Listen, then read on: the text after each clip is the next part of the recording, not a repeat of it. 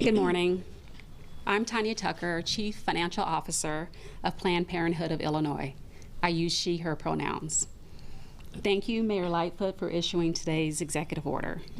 You have already shown leadership on the right to reproductive health care through your pledge of funding to support patient access. And today you continue to demonstrate that leadership by protecting those who seek and provide reproductive health care in our city. I want to start by making it clear that despite what's been happening in states all around us, abortion is still safe and legal in our state and in our city. I know that it can be confusing and stressful to see that abortion is being banned all around us, but we have the Reproductive Health Act that makes our right, your right, to reproductive health care a fundamental right in Illinois law. Unfortunately, some politicians in other states are not only happy with banning abortions in their states, they have been talking about passing anti-abortion laws that will follow patients who seek care in states where abortion remains legal. This can put both the patient and provider at risk of criminal and civil penalties in another state. Thankfully, we have leaders like Mayor Lightfoot who understands that everyone in the United States has the right to freely travel, and it would be an overreach for politicians to infringe on that right. Today's executive order simply directs the city not to help enforce another state's anti-abortion law. Everyone in Illinois, whether they're a resident or not, has the fundamental right to the full range of reproductive health care, including abortion. Planned Parenthood of Illinois is committed to providing that right, no matter what. Thank you. And it's now my pleasure to introduce you to Mayor Lightfoot. Thank you. Thank you, Tanya, and thank you, Planned Parenthood of Illinois, for all the hard work that you do every single day. I know that you all, unfortunately, have been prepared, but we stand as mayors and legislators to really help support the work of you and the other providers. So good morning, everyone, and thank you all for being here. Today, we're here to take a major step forward in our mission to protect reproductive health care and advance reproductive justice in our state and city. Joining me in this effort are State Representative Kelly Cassidy, Alderwoman Rosanna Rodriguez Sanchez, Alderman Carlos Ramirez Rosa, Alderman Matt Martin, and Alderwoman Maria Haddon. Also, Deputy Chief of Training Antoinette Ursetti of the Chicago Department of Police, Chicago Department of Public Health Commissioner Dr. Allison Arwady, and representatives from the Chicago Abortion Fund, Planned Parenthood of Illinois, and Midwest Action Coalition. The recent SCOTUS-Dobbs decision, that is the decision that struck down 50 years of precedent in overruling Roe v. Wade, has put the fundamental rights of women and people who become pregnant under attack all across our country. The decision not only overturned Roe, which had enshrined the fundamental right to safe and legal abortions for nearly 5 decades, as well as the right for individuals to decide for themselves when and if they wish to bear children. That human right has been stripped away for so many, prompting cities like Chicago and states like Illinois to stand up and become safe havens for a woman's right to choose and have unfettered access to reproductive health care. And we believe abortion is fundamental health care. We also must be a safe haven for individuals who are compelled to travel to Chicago from other states to seek the reproductive health care that they need and deserve, but cannot receive in their home states. That's why we are taking the action to ensure that abortion remains legal in our city and our state. At the same time, however, we recognize that in many other places across the country, this human right is being taken away. Quite frankly, it's horrifying to see on a daily basis the race to the bottom of many states, not only banning abortion, but making zero exception for the health and life of a mother. Zero exception for victims of rape or incest.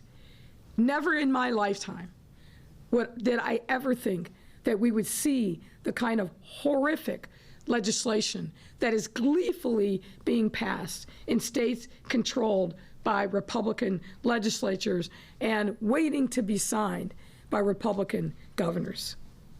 Now, I've already stated my commitment to continue safeguarding the right to abortion and reproductive, obstetric, and gynecological care here in our city. To make good on that commitment, we've already made a $500,000 investment to expand access to reproductive care here in Chicago. And I made the point when we did this that we would be coming to the City Council as part of our budget to even go further because we know the need is only going to increase exponentially. That's why today I'm proud to sign an executive order that will prohibit city departments, and in particular the Chicago Police Department and the Department of Public Health, from participating in any investigations or proceedings where states are seeking to civilly or criminally penalize women or others who are seeking reproductive health care in Illinois or Chicago. It amplifies the message that I want to those seeking and providing care to hear loud and clear. You have a right to make medical decisions without fear of retaliation, prosecution, or further harm, period. And while we cannot stop anti-abortion states from trying to take action in court against providers or patients in Chicago, we can ensure that as a city government, we are never complicit in aiding and abetting those efforts. And we are taking this action now because on a daily basis, the risk to women and others seeking reproductive care in our city is great and rising every single day. And while this executive order allows us to take swift action immediately, all of us recognize that we must codify this action into law. And I want to just praise and thank the alders who are gathered here today. Alderman Rodriguez Sanchez, Ramirez Rosa, Martin, and Haddon for helping to lead this important and necessary effort by introducing an ordinance that has the same effect in July. We will be working closely with them over the next few weeks to make sure that this gets codified into law in September at the September City Council meeting. We look forward to working together in partnership with them and with providers to make sure we get this right, and we send a very clear message. We will not collaborate with people who want to deny women's rights. I also want to thank partners like Planned Parenthood of Illinois, the Chicago Abortion Fund, and others who have been preparing for this moment, unfortunately, for years, and will continue to do everything in their power to protect those exercising the right to choose. And while we know this is a critical step forward, we also know that there is more work to be done to achieve reproductive justice for all in Chicago. Toward that end, we are actively exploring options to protect our own employees from discrimination resulting in reproductive health care decisions, to strengthen the city's internal policies and practices around reproductive justice, and fortifying Chicago's reproductive health care infrastructure in and outside of city government. We also want to challenge the private sector to meet us in this moment to make sure that your employees have full and unfettered access to reproductive health care. We all must come together in this moment. We don't need fancy statements. We need action, tangible and concrete, that protect the right and access to reproductive care. And this can't just be something that the government is doing. The private sector, the philanthropic sector, the nonprofit sector needs to join all of us in this moment to send a loud and clear message that truly we are a safe haven for reproductive care. So we have to continue to fight harder than ever to ensure that people can maintain control over their own bodies and continue to do everything in our power to support medical providers who are equally under attack.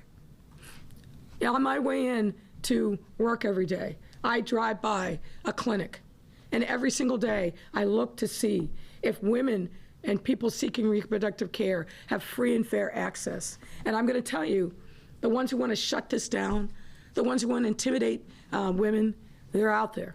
They are out there. We have to meet their enthusiasm and passion with our own enthusiasm and passion and support for women and providers. So I want to take the final moment to speak directly to those medical providers working with pregnant people or those trying to conceive.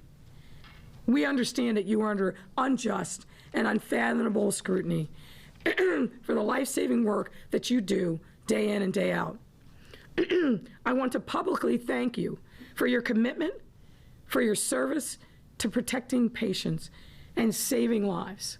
You are fulfilling your Hippocratic oath and making sure that women have true rights to choose. I also want to acknowledge those on the front lines, the volunteers, the clinic support staff who are providing information to patients seeking care and assisting with transportation, lodging, and other support services, and standing outside clinics day in and day out to shield patients from the absolutely horrific and egregious and harmful hate that too often surrounds them when they are walking in to take one of the most important decisions of their lives. In my view, the people that are on the front lines doing this work are heroes in our city, and we stand with you united. I also want to say this. I look forward to working with my friend Kelly Cassidy, who's been empowered to lead a working group in the House to make sure that the state of Illinois does its part and goes further to protect women's rights. Kelly Cassidy has been a champion of these issues for her entire adult life. She's absolutely the right choice to lead this effort. Kelly, we thank you, we salute you, and we all stand in unity with you to make sure that something good comes from this moment, that we strengthen our resolve as a city and as a state to get something done on behalf of women and their advocates.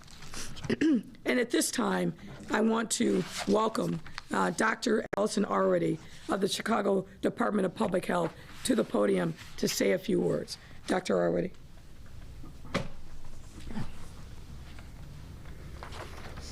Thank you, Mayor Lightfoot. Abortion is still legal in Illinois and in Chicago. Abortion care is health care. And when we think about comprehensive reproductive health care and protecting it in all of its forms, yes, we think about providers, but we also think about the legal infrastructure that protects this human right. And I want to thank Mayor Lightfoot, all the leaders who are standing up here for taking action quickly.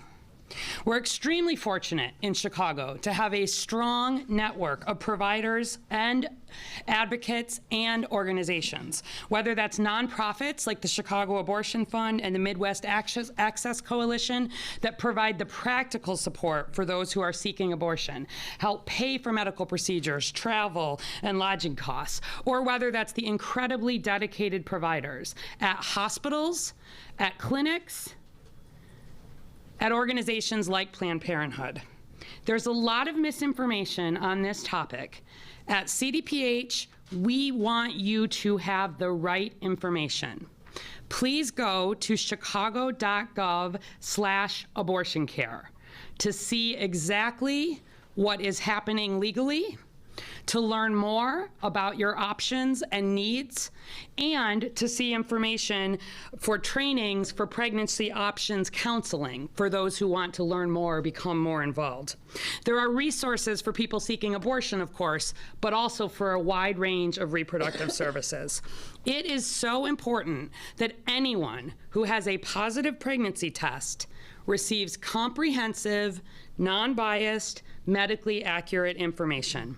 Everyone deserves to decide for themselves if when, and how to become a parent.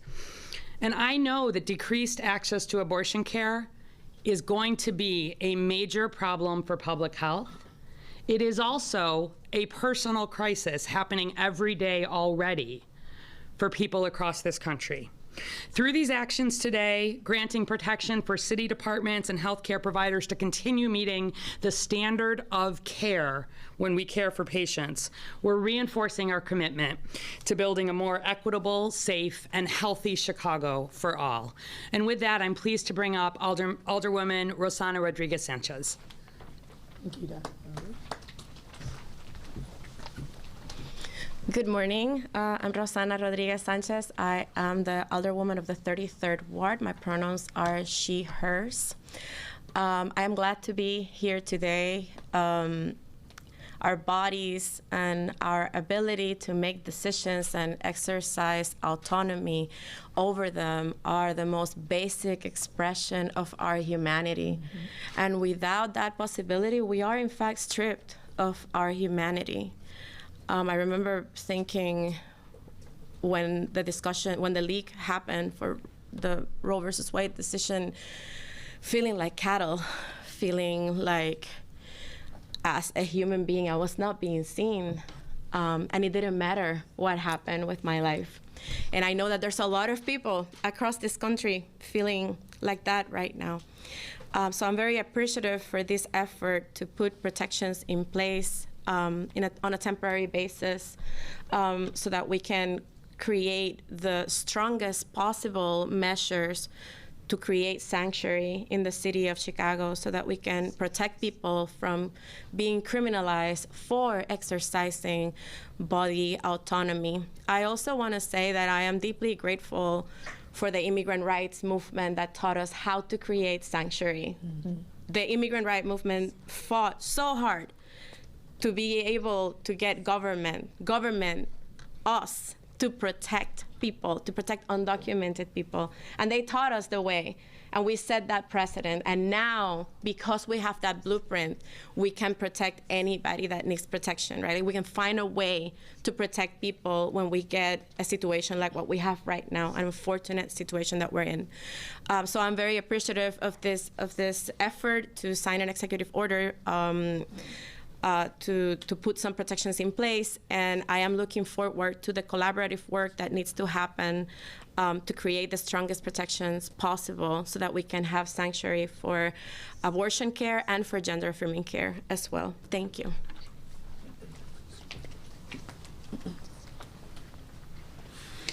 Good morning. My name is Carlos Ramirez Rosa, and I'm the Alderman of Chicago's 35th Ward.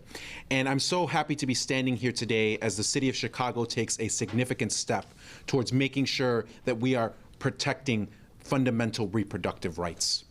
In March of 1985, Mayor Harold Washington issued an executive order directing city agencies to not enforce federal immigration law. It was that executive order issued by Mayor Harold Washington that paved the way for the strengthened Welcoming City Ordinance and the strong sanctuary city policy we have for immigrants in the city of Chicago today. So this executive order that's being issued by Mayor Lightfoot today is paving the way to ensure that in the city of Chicago, we codify protections for reproductive rights. I'm so grateful to Mayor Lightfoot for taking this step, for seeing the work that's occurring in our communities and understanding that our city must act. I look forward to working with Mayor Lightfoot, with the organizations that have been leading on this issue, with my colleagues, Alderwoman Rosana Rodriguez Sanchez, Maria Haddon, and Matt Martin, to push forward this type of protection into city code. Reproductive rights are human rights. Abortion care is an issue that impacts everyone.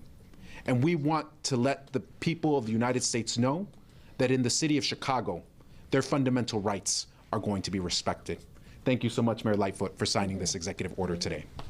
Thank you. And next up, Alderman Matt Martin of the 47th Ward. Thank you, Alderman. Good morning, everybody. I'm Matt Martin, Alderman of the 47th Ward.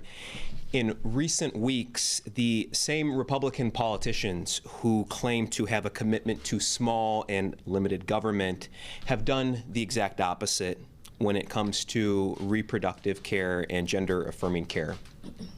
Across the Midwest and beyond, they have sought to criminalize the efforts of parents to support their trans kids, and as well as the efforts of doctors to provide basic health care to their pregnant patients.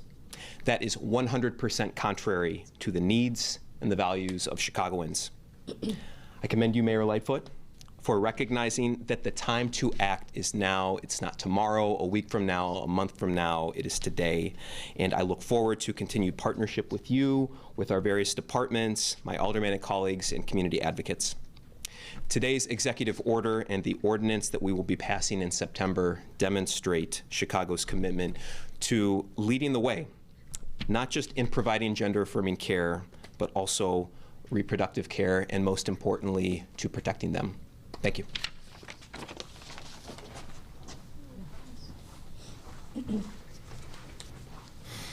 Good morning. Alderwoman Maria Haddon of the 49th Ward. Thank you, Mayor Lightfoot, for the invitation today. I want to thank my aldermanic colleagues, especially Alderwoman Rosanna Rodriguez-Sanchez and Ramirez Rosa. Thank you for your leadership in bringing this to us. I'll be pretty brief. Abortion is health care, right? Health care is a human right. And we in the city of Chicago have had lots of opportunities, I'll say, over the last several years to define what our rights are and what our values are here for our residents, and set the example for our state and for our country. I want to highlight the specific actions that we're doing today and that commitment that you see all of us making over the next coming months, and that is to codify these protections for our residents and people visiting our city in our code. Our city code, it's really, it's long, it's boring, it's tedious. Most people don't spend a lot of time in it. But our city code is literally, right, it's our DNA. It's what we get to define.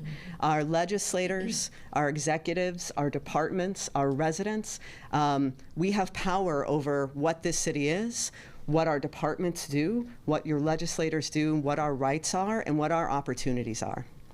And while these last couple of years have felt like we are just on the ropes, on the defensive all the time, know that this practice and this experience is also helping us train to be proactive, to be on the offensive, to set the stage and to create the city we want through our code for now and for 50 years in the future.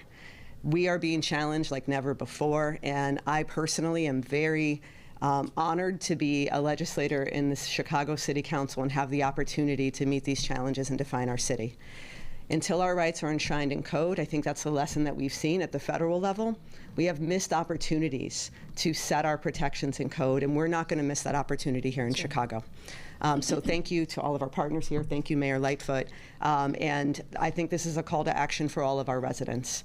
This is the first step in protecting bodily autonomy, but we have other fights that we're fighting, right, and other changes that we want to see. So I look forward to continuing to work in partnership for this great city to make it something even greater. Thank you. Oh yeah, we switched the order on me, guys, over here. I want to welcome up, the mayor already had fantastic things to say about her, but my state representative, Kelly Cassidy.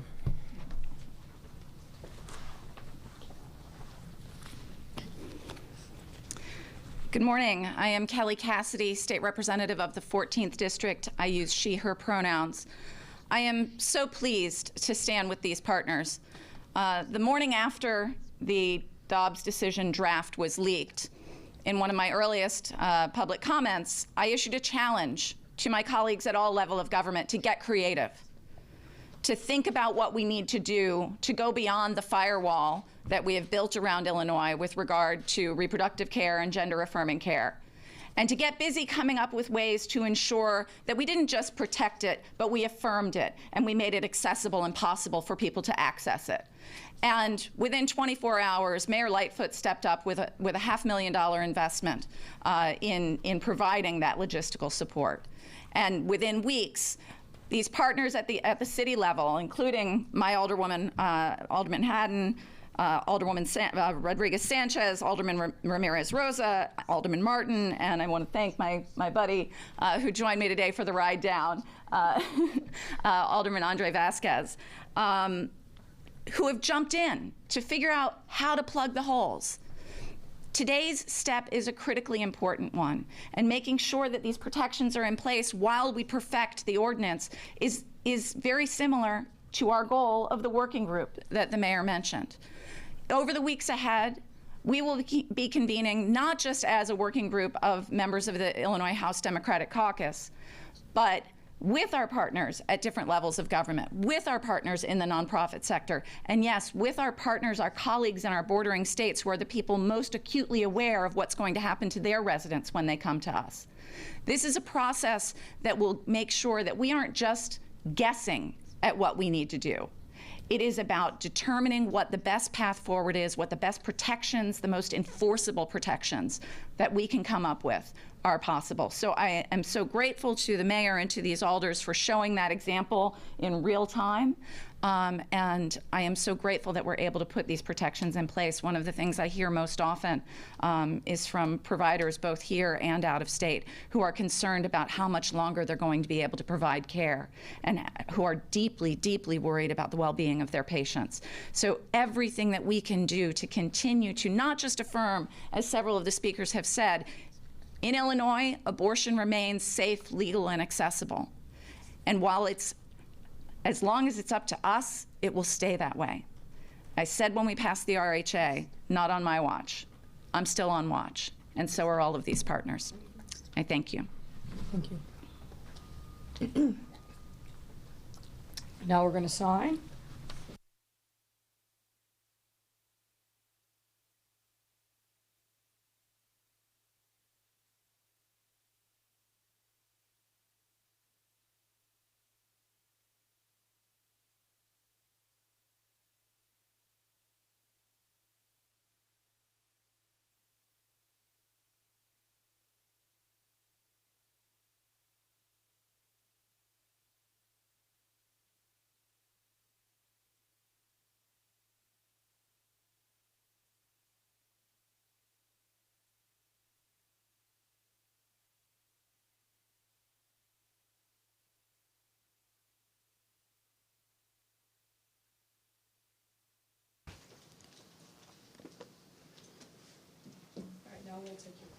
Thanks a lot, Mayor. Members of the media, Ali and I will bring down the mic. 2 questions per reporters. We'll start with on topic first.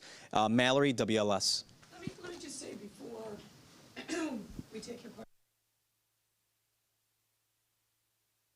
those who are seeking reproductive health care in our city, we've seen an alarming number of false providers pop up. And they're particularly around the border of our city. They purport to be providing women with accurate information and counseling them, but that's actually not what's happening.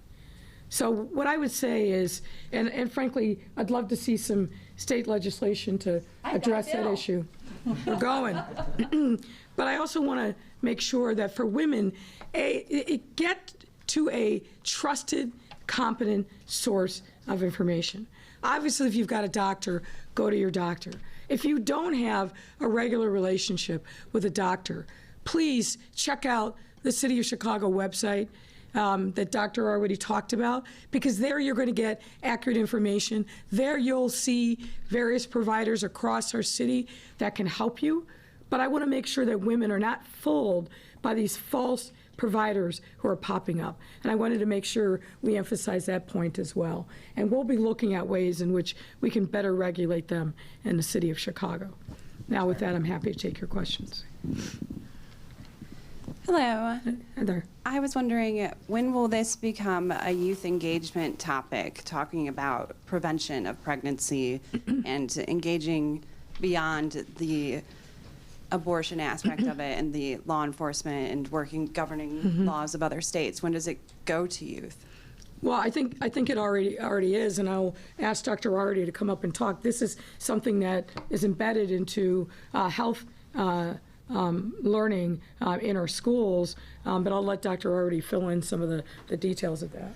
Yes, I'll tell you that youth in Chicago, reproductive education is one of the topics they are the most interested in, have been advocating and really working with us, and in all formats, the gender affirming care we heard discussed, et cetera. The Chicago Department of Public Health works actually with Planned Parenthood and other partners in, for example, Chicago Public Schools, as we're working to make sure that there is a program called Chicago Healthy Adolescents and Teens, or our CHAT program. If you go to the website, you will see the information. But that's making sure that students and others are getting up-to-date information. We actually offer free sexually transmitted infection testing, even within the school, in a setting that protects people's privacy and gets them connected to care as needed. But we are very, very committed. And in fact, as we'll be working with the colleagues here around what will be coming next, Chicago Department of Public Health has also been looking at some of our programs across the reproductive health spectrum, including those that focus on youth, and looking at how we can further bolster those as well in the city of Chicago. For you, Mayor, again, when are you expecting to release a financial timeline for the BEARS proposals and how the city will be paying for it? Just more of a detailed explanation on that. Right. The working group is going to continue its action. Obviously, we need to know who the anchor tenant is going to be, but we're going to be developing several different scenarios and put some dollars around that. So that work is underway, and we'll let you and the public know as soon as it's ready. But I'm anxious to keep going. And again, keep in mind, obviously, a lot of focus and emphasis is on Soldier Field, but this is really part of kind of reimagining the museum campus and making sure that it's accessible, whether you have one of those very expensive tickets to get into a museum or you just want to enjoy what is available at the museum campus. And we want to enhance the offerings that are available there, put in more access to nature. So if you looked at the entire museum campus plan, there's a lot to it, and we're going to be picking off the low-hanging fruit as quickly as possible. Any on-topic questions first? To whomever, I guess, would best be able to answer this. I know after the Supreme Court decided not to take up the Texas law, Illinois started seeing an increase in people coming for reproductive health and abortion. Now that the Supreme Court has made a decision on that, can anybody kind of quantify just the increase in what we've seen here in Illinois and in Chicago? Well, I'll channel Jennifer Welch and invite Tanya to come up if she chooses. The estimates that we have heard from providers is approximately 20,000 new people coming to Chicago. That's obviously just an estimate. And I don't know that anticipated at what we're seeing right now with Indiana banning abortion. We're worried, of course, about Michigan. We're worried about Iowa. We're worried about Missouri. I think that, frankly, is a pretty low estimate. And yes, the providers that we talked to already started to see that increase in people coming from Texas and other states. So I think it's going to go up exponentially, but we're going to try to quantify that as best we can. We're going to need that data as we head into the budget season to think about what our obligation is as a city government, and I know the state is looking at that as well, and increasing the amount of funding that's available to our healthcare providers. I don't know, Tanya, if you want to jump in and say more. I think you covered. I can't quantify it, but we definitely have seen an increase. And as the mayor said, the anticipation is that it will increase by $20,000. It's the CFO and me, 20,000 patients, and likely more. And that is since the Supreme Court decision, or I'm sorry, since the Supreme Court decision, the 20,000, or the That is Texas? the anticipated over the next fiscal year. Yeah. I'm happy to share what the Chicago Abortion Fund has seen, if that's helpful. Yes, be great. Hi, good morning. Megan J. Fo-Sheher, Executive Director of the Chicago Abortion Fund. We typically would hear from around 100, 125 people a week post a leak Pre-leak, it was less than that, so post-leak about 125, because even though that didn't affect legal accessibility, it still confused people, and they didn't know where to go, and they knew Illinois was safe, and so they knew Chicago was safe, and so they were coming to Chicago. Since Roe has been overturned, we've supported over 600 people, around 200 a week, so that is nearly doubling what we were seeing before that. And that is, as the mayor said, only with really Wisconsin having, in our region, being the most significant change. But we have seen people travel from as far away as Arizona regularly. For a while there, abortion was banned, it's back up. Kentucky was banned for a while, it's back up.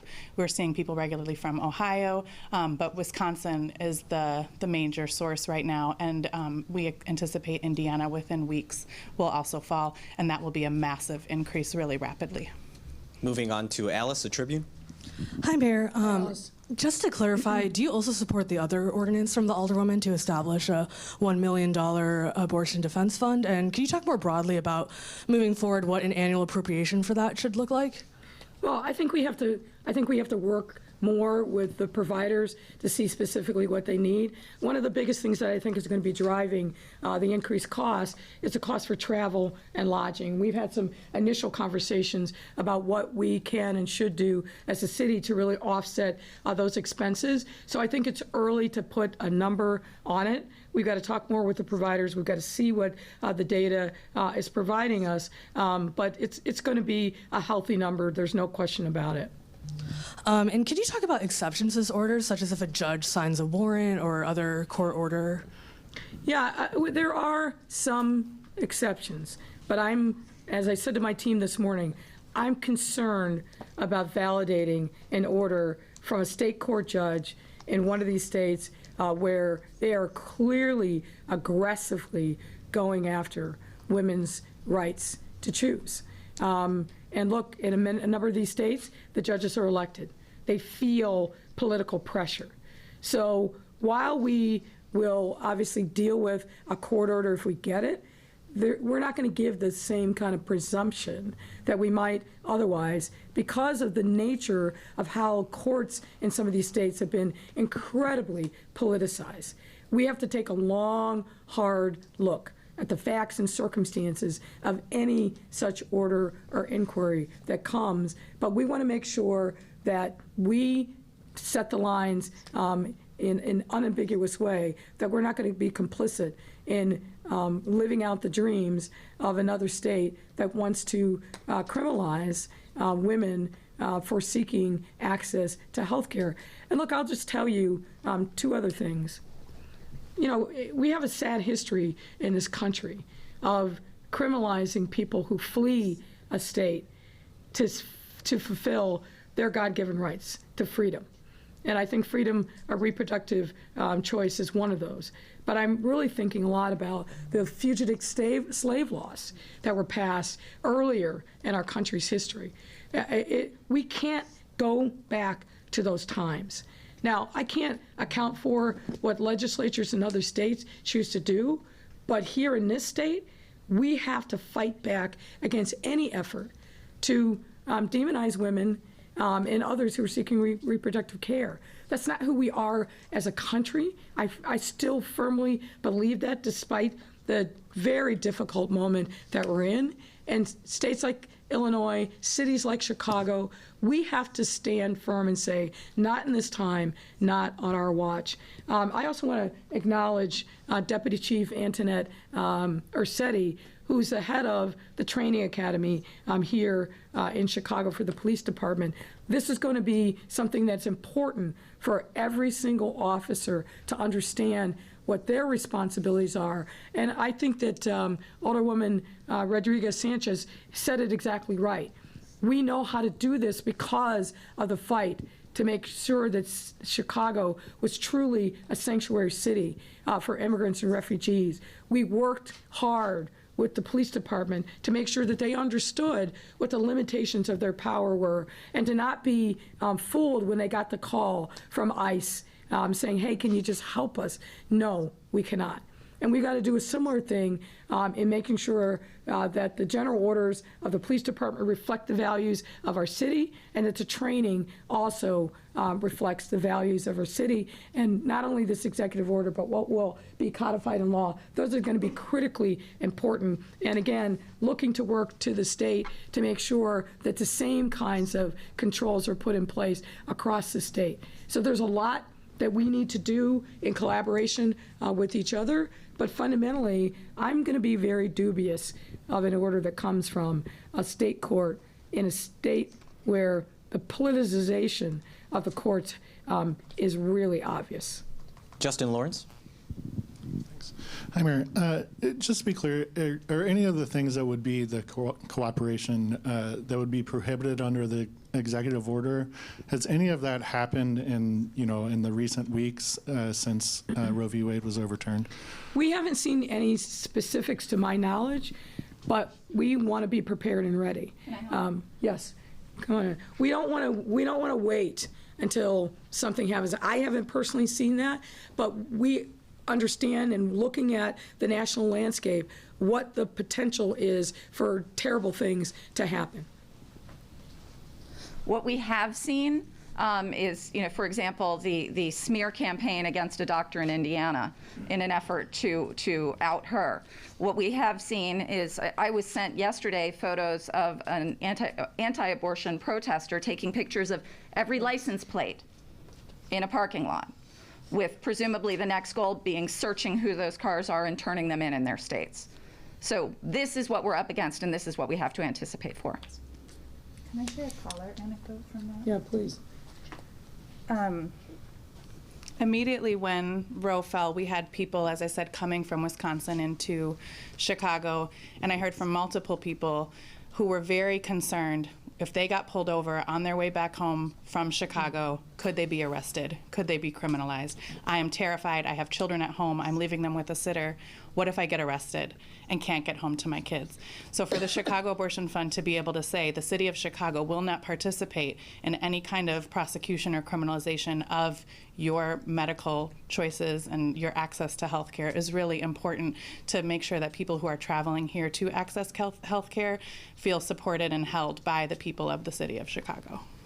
Okay, and then, just speaking to the urgency of this, is there any concern that an executive order would be more susceptible to a legal challenge than if it was codified? And with that in mind, should City Council maybe meet in August to codify this rather than the next meeting? Yeah, I don't have those concerns. Obviously, we didn't just sit in the mayor's office and draw up an executive order. We work with our law department, understanding kind of the metes and bounds of my abilities as the chief executive of the city to issue such an order, very similar to the executive order that I issued in advance of City Council taking action to eliminate the carve-outs in the Welcome in City ordinance. So I can't prevent someone from challenging it, but I feel very, very confident about our abilities to prevail should that challenge come.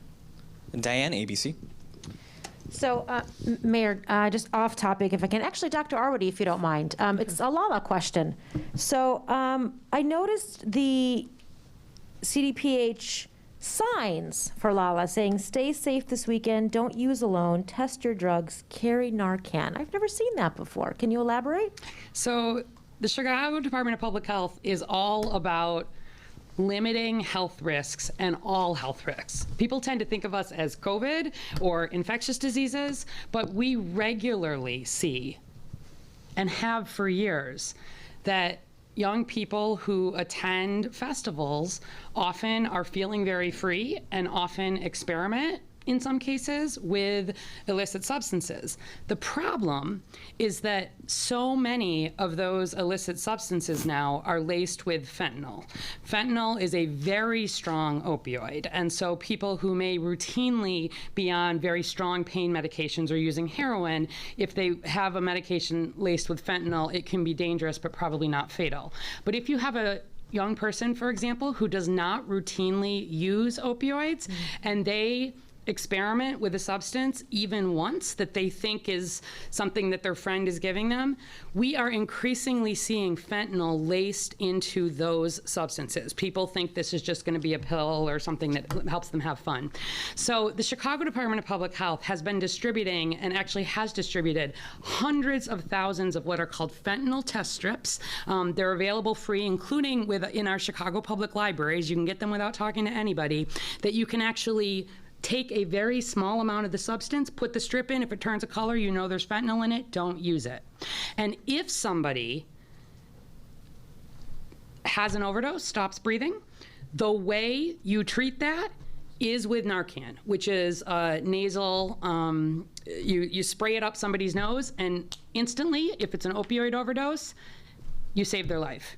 Honestly, if I had a choice between everybody, just given how much of a problem we're having with opioid overdose, a choice between everybody knowing CPR and everybody knowing how to use and carrying Narcan, I would probably choose Narcan, especially in groups that are younger. We also have that available free, including at Chicago Public Libraries, most of them.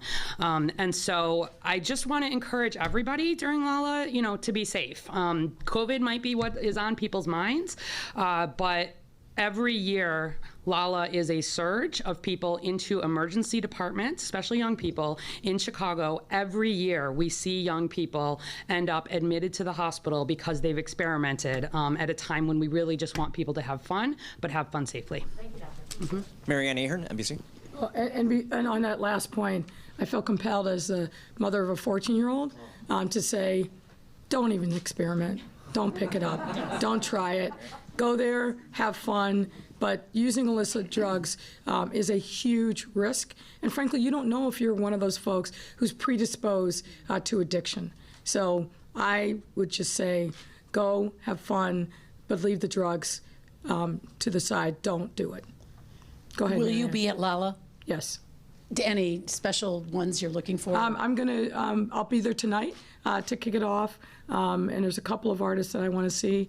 I'm looking forward to seeing Dua Lipa tomorrow night. And we have some special things planned for Sunday to kick off the K-pop artist who's coming. Not Metallica, Mayor? I was there last night. I have to tell you, I was there last night for the Metallica sound set. And I will say, as a kid of the 60s and 70s, I haven't heard Metallica in a long time. They brought it. It was a great little mini concert. They were sounding fantastic. Back to this topic, as long as you were talking about Lala. I actually saw one of my colleagues, Charlie Wojciechowski, yesterday did a story about a Chicago law firm targeted by Texas lawmakers for providing abortion travel in Sidley and Austin, that they've been warned that we're going to come after you for this. Is this part of what you're talking about today? Yes. Look, I just think it's incredibly despicable, discouraging, disheartening that states like Texas are doing what they're doing and passing really draconian laws that not only deny access to reproductive services, but have no conscience or heart for the exceptions. Unfortunately, rape is still very present in our society. Incest, like the thing we don't want to talk about, but is very much present in our society. We also know that through no fault of their own, sometimes women have difficult pregnancies that put their lives at stake. So even if you believe in that life begins at the moment of conception, to have no heart for the circumstances of women that threaten and imperil them, the circumstances of girls, right? The story of the 10-year-old who's being compelled to carry a baby to term. You got to be kidding me. So when I think about that, I worry about what's going to happen. And threats and intimidation on people who are doing what they believe is their conscience. And I think Alderman Martin said it right. These legislators of Republican origin preach small government, preach freedom, preach the state not interfering with individual rights. This has turned all of that on its head and shows the hypocrisy of the of the political ethos of these folks. Now, again, I'm unabashedly pro-choice, but what I also know is that we can't threaten people who have a different point of view. And for these states to try to go after, particularly an esteemed law firm like Sidley, it's just unconscionable. So we're going to stand, we're going to support them, and we are not going to cooperate. We, the collective we, not our government, and frankly not any of these providers. Could I ask you, I know you put out a statement last night, but do you regret trying to fire those 2 teachers? Well, let me be clear. I did not try to fire those 2 teachers. That solely is in the province of the CPS and the board. What I feel very strongly about, particularly in light of recent history at CPS, is CPS and the board must stand for protecting and safeguarding its students. That means that the rules that have been put in place around parental consent, the rules that have been put in place around not allowing adults to have access to the children that have not been properly vetted, and making sure that we are creating an environment in the schools, and the school is not just the 4 walls of the building, but in activities, that those rules are upheld. That I feel very, very strongly about. The Board of Education heard the allegations, heard the evidence, took action, and we have to respect that decision and move forward. We have, in CPS, we have many, many, many, many more and important and bigger issues to tackle to make sure that we are moving forward in the right direction and helping the students who've had, I think, some very challenging times over these last 2 years. Can I just finally ask you about the DPI chair battle brewing? Yeah. Where do you stand on that? Well, look, I'm not a member of the State Central Committee, but I've been very, very clear. I support Robin Kelly. I think she's done a tremendous job as chair. There's a myth out there that she hasn't raised any money, but she's raised $2.4 million in less than a year. But fundamentally, what I would say is what Democrats should be focused on is unity. We should be focused on doing everything that we can to win in November. And selfishly, as the mayor of this city, what I care about is making sure that there's no issues whatsoever that impede our ability to get the Democratic Convention here in Chicago.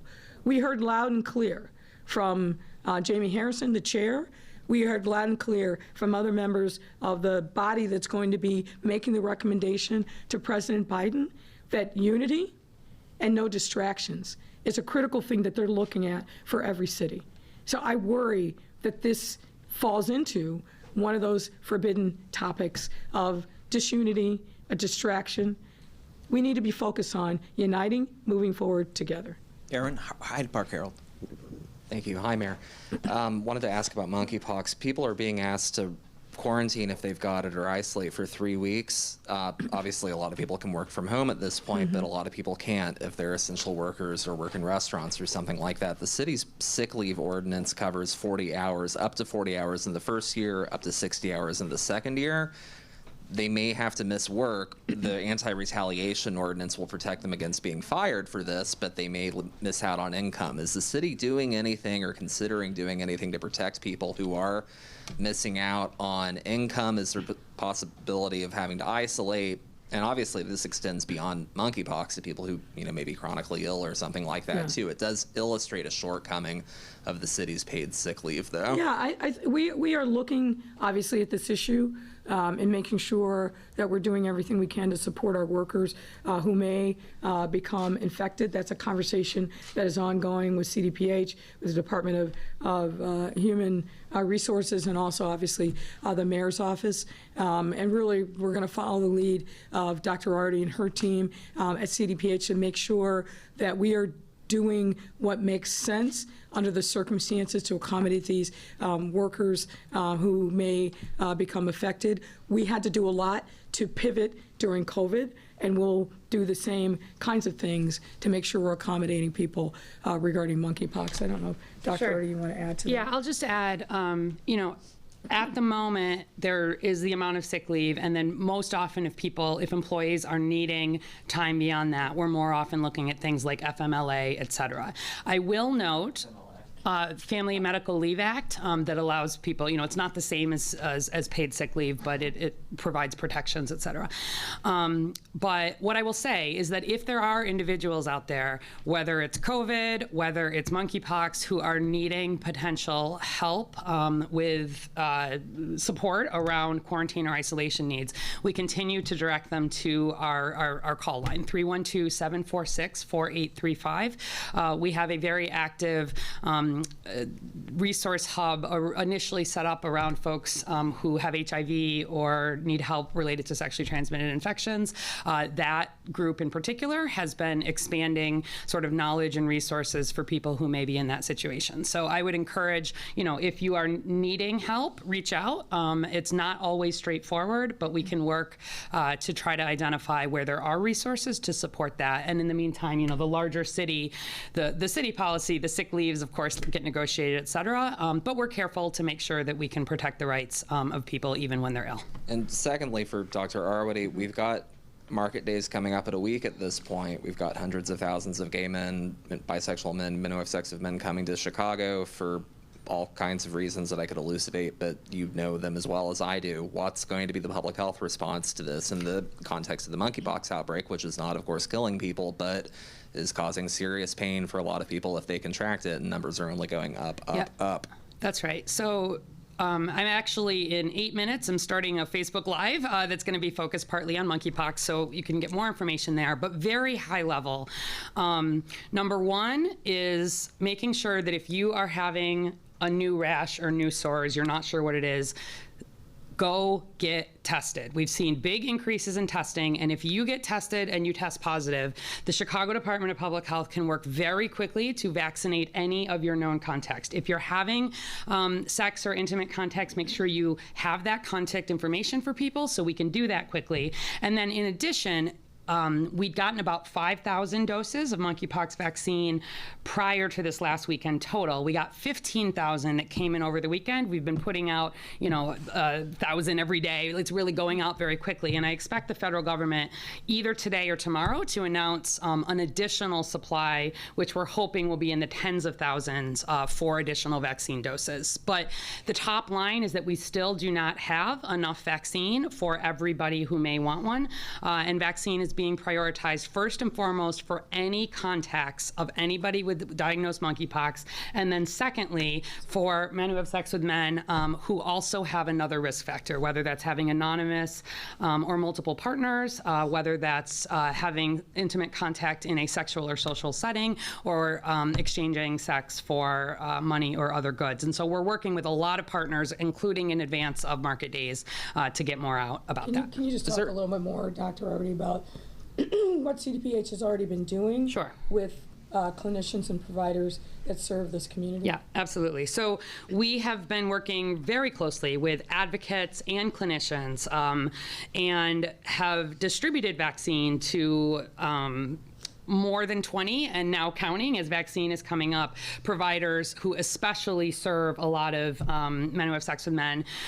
We also have been taking some of the approaches that we did during COVID and bringing some mobile vaccine out to settings that we know may be higher risk, or there may be people engaging in activities where they may not know that they have been exposed or may not know those contacts. So that will continue to ramp up. It's a combination of making sure there's vaccine available across the city and to the people most at risk. But I've got to emphasize, please get tested, because if any provider can test you in the city of Chicago, it doesn't have to be somebody special. It's a swab of a lesion. And if that is positive, we can work quickly in what's called a ring vaccination strategy to vaccinate everybody who is close contact around you. That is the top priority for really controlling this outbreak. And know that this is spread through skin-to-skin contact with a lesion. So if you're not feeling well, avoid sex, other intimate activities until you get tested. But just to ask, though, I mean, in terms of just to follow up, just non-pharmaceutical interventions at sex clubs, at sex parties, at circuit parties, at nightclubs, at these places where really intense skin-to-skin contact happens, or just, intense interpersonal skin-to-skin contact happens.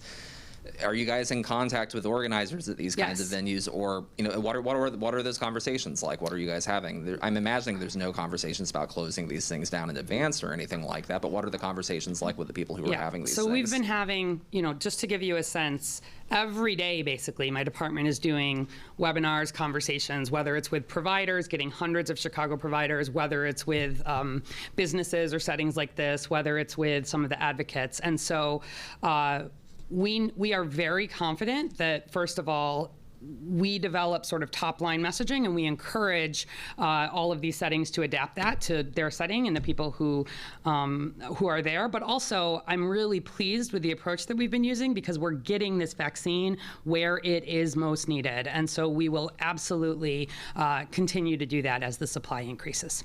Thanks, everyone. Have a great day.